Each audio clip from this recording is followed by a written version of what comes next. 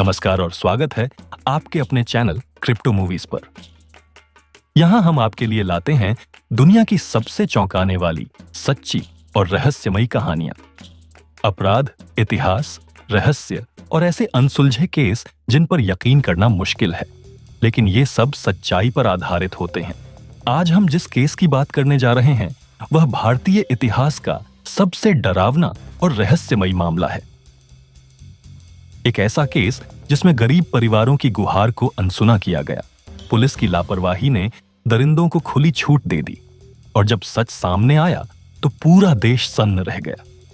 यह निठारी कांड, बच्चों के अपहरण, बलात्कार, हत्या और नरभक्षण से जुड़ा वह केस जिसने इंसानियत को शर्मसार कर दिया। लेकिन क्या यह सिर्फ एक मनोरोगी की करतूत थी या इसके पीछे कोई बड़ा षड्यंत्र छुपा था?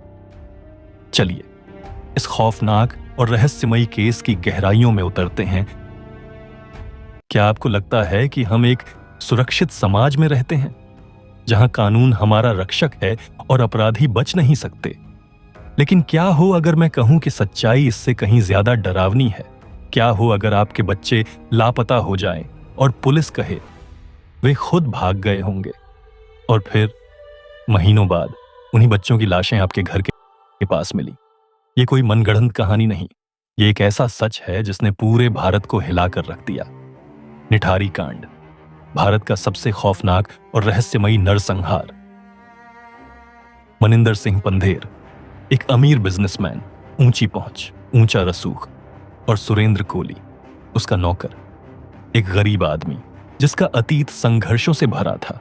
दो बिल्कुल अलग जिंदगियां, लेकिन एक ऐसा खूनी रिश्ता जो इंसानियत को शर्मसार कर देगा। 2004 से निठारी गांव में बच्चों के लापता होने की घटनाएं बढ़ने लगी। पहले एक बच्ची, फिर दूसरी, और फिर यह सिलसिला थमने का नाम नहीं ले रहा था।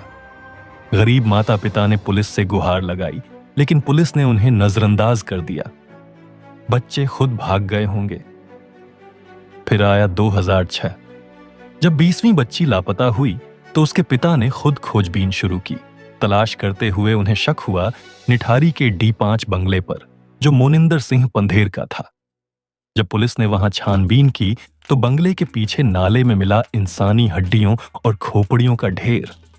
पुलिस को 40 से ज्यादा खोपड़ियां और 70 से ज्यादा हड्डियां मिली। यह नरसंहार था। बंगले का नौकर सुरेंद्र कोली गिरफ्तार हुआ।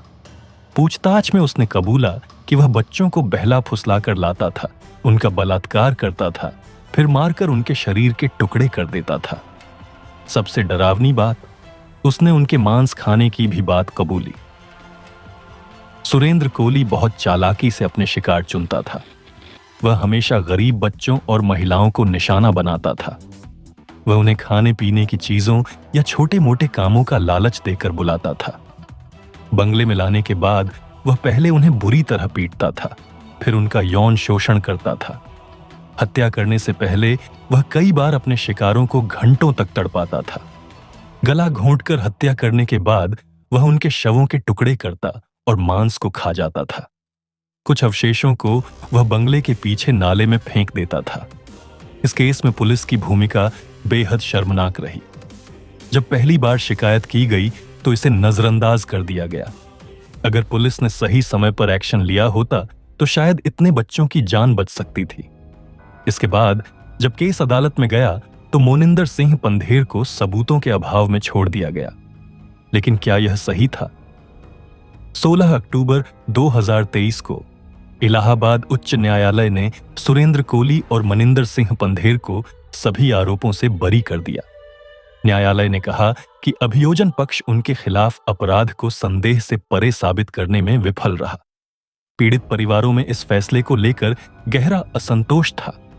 उन्होंने इसे न्याय की विफलता बताया। सीबीआई ने इस फैसले को सुप्रीम कोर्ट में चुनौती दी है। मामला अब सर्वोच्च न्यायालय में लंबित है और पीड़ित परिवारों को उम्मीद है कि उन्हें वहां न्याय मिलेगा। क्या मनिंदर सिंह पंधेर सच में निर्दोष था? क्या सुरेंद्र कोली मात्र एक मोहरा था?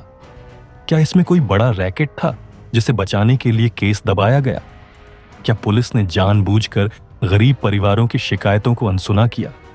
क्या यह सिर्फ सीरियल किलिंग थी या इसमें मानव तस्करी और अंग तस्करी का काला सच छिपा था? निठारी कांड भारतीय न्याय प्रणाली के लिए एक महत्वपूर्ण परीक्षा बन गया है। आने वाले समय में सर्वोच्च न्यायालय का निर्णय इस मामले में न्याय की दिशा निर्धारित करेगा। अगर आपको यह केस चौंकाने वाला लगा तो इस वीडियो को लाइक करें और अपने विचार कमेंट में बताएं। हमारे चैनल को सब्सक्राइब करें ताकि हम आपके लिए ऐसे ही तथ्यात्मक और रहस्यमयी मामलों की जानकारी लाते रहें।